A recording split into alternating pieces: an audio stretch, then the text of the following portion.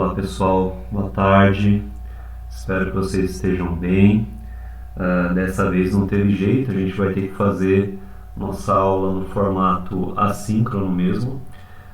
No entanto, acredito que não vai ser tão ruim assim, porque o assunto ele é mais teórico, né? Então acho que a gente não vai ter muitos problemas.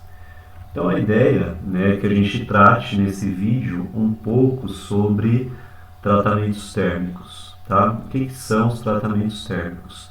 A definição nos diz que são as operações de aquecimento e resfriamento controlados, né, que objetivam afetar as características dos aços e também de ligas especiais. Então, nada mais é do que controlar o aquecimento e o resfriamento do material com o objetivo de mudar a estrutura desse material, né? Obter as fases que eu desejo que esse material tenha. Por quê? Como a gente viu, as fases, né, elas apresentam características mecânicas diferentes. Então, se eu controlo a temperatura, eu controlo as fases formadas, e se eu controlo as fases formadas, eu chego nas propriedades mecânicas que eu quero. Tá? Esse é o grande objetivo de um tratamento térmico. Além do tratamento unicamente térmico, né, que é quando eu estou apenas controlando ali a variação de temperatura, nós temos algumas variações. Né? Então, temos os tratamentos termomecânicos, quando além de controlar a temperatura, eu também deformo esse material, né, faço uma conformação mecânica nele. E temos também os tratamentos chamados de termoquímicos. Né? Os tratamentos termoquímicos é quando, além de controlar a temperatura, eu também proporciono ali para o material a adição de um elemento químico, geralmente na superfície desse material. Tá? Bom, o tratamento térmico, né, os tratamentos térmicos, eles dependem muito do meio em que eu estou fazendo o resfriamento do material, né? E a gente pode fazer o resfriamento de um material de várias formas. Então, coloquei alguns exemplos nesse slide de meios, né, de formas de resfriar o material. Então eu posso simplesmente desligar o forno e deixar esse material lá dentro do forno resfriando, né? Vai demorar? Provavelmente, vai demorar bastante, né? Posso tirar ele de dentro do forno e colocar ele em cima da minha bancada e deixar ele lá, né? dentro da minha oficina, de repente, e deixar ele lá resfriando. Vai demorar? Provavelmente, mas vai demorar menos do que se eu deixasse ele dentro do forno, né? Posso tirar ele lá de dentro da fábrica, de dentro da minha oficina e colocar ele lá do lado de fora para resfriar, né? Onde vai ter um fluxo de ar? Posso, né? Posso mergulhar ele em um recipiente com óleo e deixar ele lá dentro? Também posso. Posso colocar ele dentro desse recipiente com óleo e agitar ele? Também posso. Posso colocar ele num recipiente com água? Também. Posso colocar ele num recipiente com água e ficar agitando ele? Também. Interessante da gente ver é que do 1 ao 7, né, os meus meios de resfriamento eles vão se tornando mais agressivos. O que significa isso? É óbvio que o material vai resfriar muito mais rápido se eu colocar ele dentro d'água, né, do que se eu deixar ele dentro do forno. Então, a gente vê que as taxas de resfriamento oferecidas por cada um desses meios aqui vai aumentando, né, conforme eu vou descendo aqui. Então, esse meio de resfriamento tem uma taxa de resfriamento maior do que o 6, esse maior do que o 5, esse maior do que o 4 e assim por diante. Quanto maior a minha taxa de resfriamento, maiores vão ser a resistência mecânica do material e também a dureza dele após o tratamento térmico. Então, quanto mais rápido eu resfrio, maiores são essas características mecânicas aqui dele. Tá? E aí a gente vai falar basicamente de 4 tratamentos térmicos: o recozimento, a normalização, a têmpera, que talvez seja o mais famoso, talvez você já tenha ouvido falar bastante, e o revenimento, que geralmente é feito após a têmpera, né? Então o primeiro deles é o recozimento. No que consiste o recozimento? Eu vou deixar o meu material totalmente austenítico, ou seja, eu vou deixar ele só com fase austenita. E aí eu vou desligar o forno e deixar ele lá dentro do forno, né, para resfriar. Esse resfriamento vai ser lento? Vai ser bastante lento. Então, se a gente observar aqui, ó, o nosso gráfico, o que acontece? Ó, o resfriamento é lento, então ele vai cortando, né, todas as linhas ali. Corta essa daqui de início de transformação, forma um pouco dessa fase, corta aqui, forma mais um pouco dessa fase, até que toda a minha austenita seja consumida. Como esse processo acontece lentamente, né, eu formo praticamente só fases em equilíbrio, né, aquelas fases que a gente via lá no diagrama de equilíbrio do sistema ferro-carbono, né. Então eu formo fases em equilíbrio, minha estrutura ela fica mais grosseira, né, porque eu dou tempo para esse material, para os grãos crescerem. Essa fase ela fica bem grosseira, né, no aço. Então eu acabo diminuindo a dureza do aço, tornando ele mais usinável e facilito bastante o trabalho a frio, né? Então, se depois eu tiver que fazer alguma deformação nesse material, ele vai apresentar uma ductilidade razoável aí para ser deformado sem quebrar ou sem trincar, né? Esse tratamento ele é aplicável aos aços hipo, hiper e também aos eutetóides, né? Então, todos os tipos de aços aí, certo? Do sistema ferro-carbono, né? A normalização ela é bem parecida com o recozimento, né? Então, mas na normalização o que acontece? Eu vou deixar esse material, vou tirar ele de dentro do forno e vou deixar ele resfriando ao ar, né? E aí o que acontece? Ao ar, a taxa de resfriamento dele vai ser maior do que dentro do forno, né? Então, o que acontece? O meu gráfico aqui, ó, ele fica um pouco mais inclinado, né? A minha linha de resfriamento, um pouco mais inclinada. Ela ainda forma aquelas fases em equilíbrio aqui na parte de cima, né? Só que, como o resfriamento é mais rápido, eu dou menos tempo para essas fases crescerem. Então essas fases elas não vão ser grosseiras, elas vão ser fases mais refinadas, né? E nisso de serem fases mais refinadas e uniformes, lembra quando a gente falou de discordância e diminuição de tamanho de grão?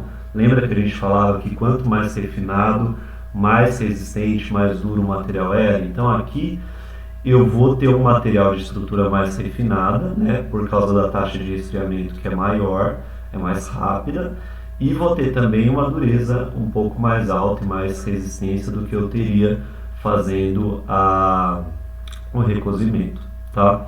Também é aplicável aos três grupos aí de aços, né, os hipoeutetóides, os eutetóides e os hipereutetóides.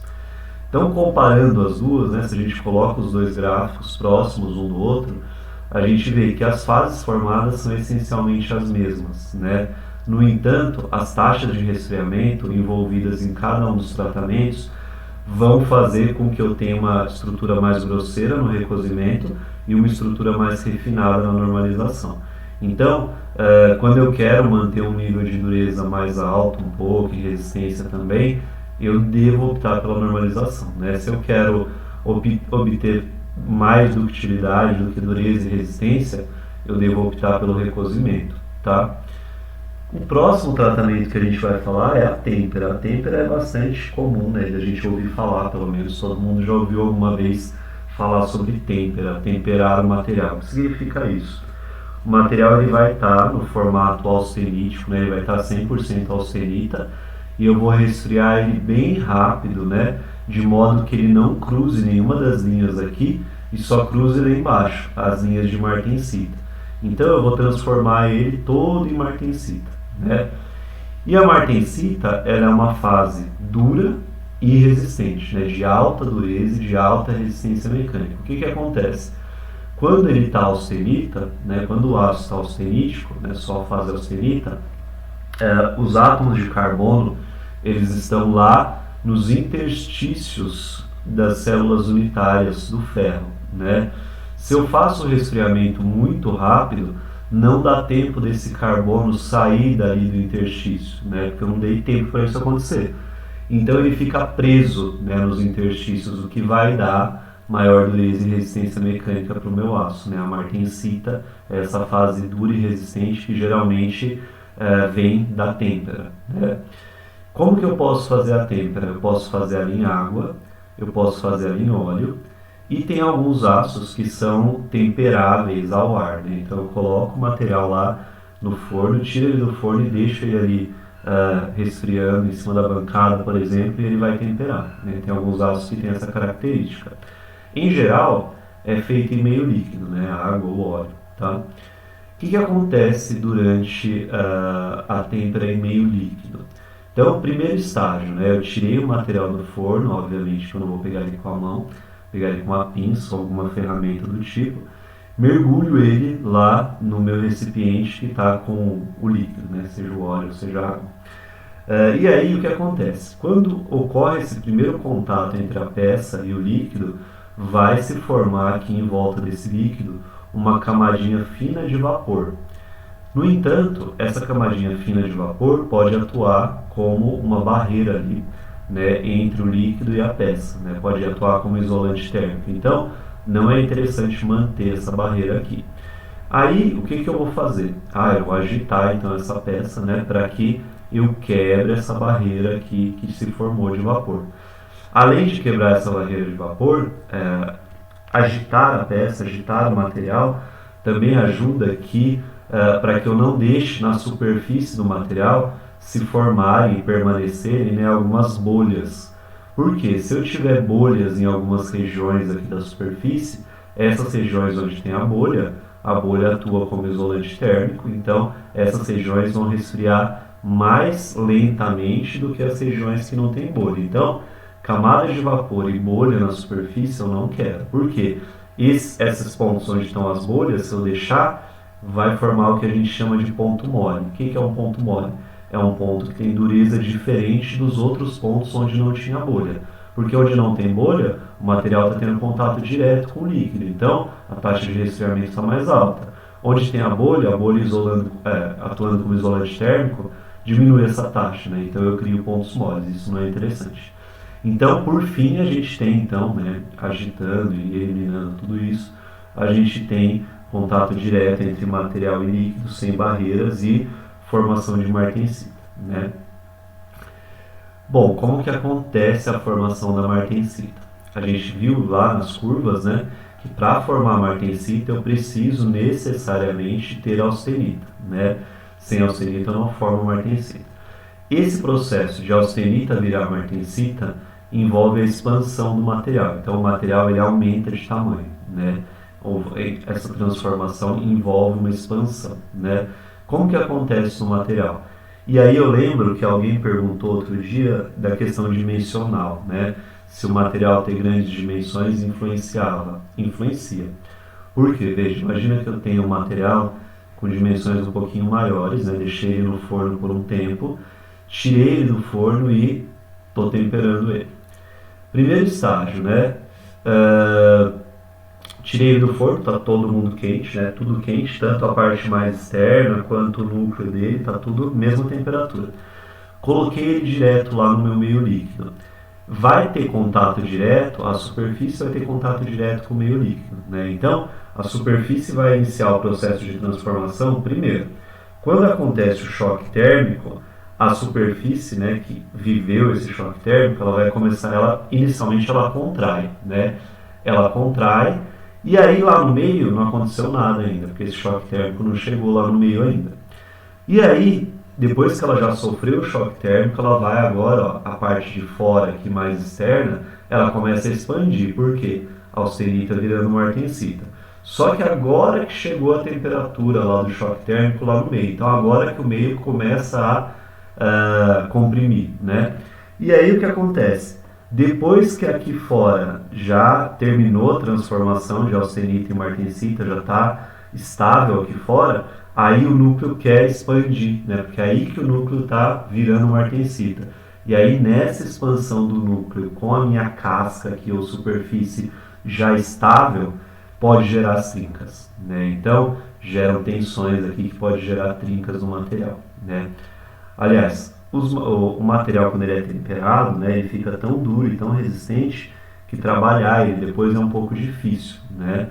Porque ele não tem tanta ductilidade, então ele vai acabar trincando ou quebrando.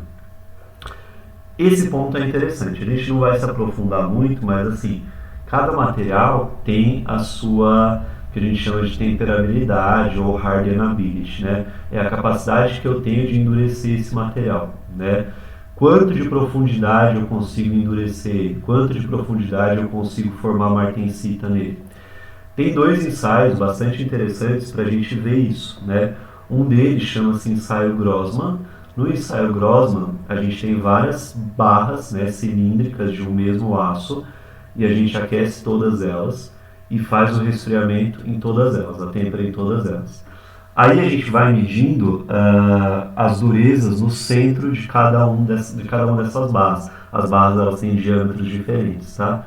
E aí eu traço um gráfico para ver até qual diâmetro, né, eu ainda tenho uma dureza considerável lá no centro. Isso é um jeito de fazer, embora o ensaio Grossman seja mais complicado, porque eu preciso de várias barras, né?